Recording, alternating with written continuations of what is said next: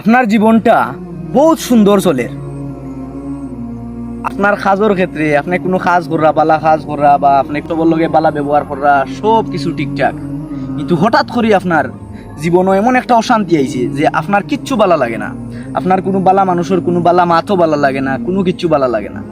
একবার ভাবিয়া দেখুক চাইন যে আপনি কোনো কমজোর মানুষের কোনো আঘাত করছেন, কথা দিয়ে হোক আর আপনার হাত দিয়া হোক, যে কোনো জিনিস দিয়া হোক, আপনি কোনো কমজোর মানুষের যদি আঘাত করিয়া থাকেন, কমজোর মানুষ আমরা প্রতিটা ক্ষেত্রে কমজোর মানুষের ডরানির দরকার। কারণ যার ক্ষমতা আছে, যার টাকা পয়সা আছে, ক্ষমতা আছে, যার জোর আছে, যার আপনি যদি তারে কোনো কথাবার্তা দিয়ে আঘাত করেন বা কোনো যে কোনো মন্ত্রেও যদি আঘাত করেন আপনি, এ কিন্তু তার অন্তরের যে কূপটা আছে, একটা টাকা দিয়ে হোক, পয়সা দিয়ে হোক বা যে কোনো লাগান আপনার লগে এই সুদটা শেষ করে লিব, কেউ থাকতো না। কিন্তু কমজোর মানুষের লগে, কমজোর মানুষের অন্তর আঘাত দিলে, এমনকি কমজোর মানুষের কিছু অংশ জায়গা আপনি মারিয়া খাইলিছই, এগুলো কিন্তু কমজোর মানুষটা ইলা শেষ করতো না, টাকা পয়সা দিয়া আর ক্ষমতার দাপট দেখে শেষ করতে পারতো না। এর লাগি কমজোর মানুষে স্বয়ং আল্লাহর কাছে বিচার দিলে। আমরা কমজোর মানুষে কোনো সময় অন্তর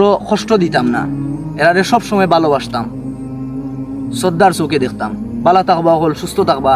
আর এই ভিডিওটা আমার সকল ভাইয়াইন্তর কাছে ফুসিয়া দিবা যারা কমজোর মানুষগুলোরে কথা দিয়ে আঘাত করে বা এজন মানুষের অর্থ সম্পদ লুটপাট করিয়া খায়। কমজোর মানুষরে আসলে আমরা কোনো মন্তেও আঘাত দেওয়া ঠিক নাই। ভালো থাকবা, হল সুস্থ থাকবা।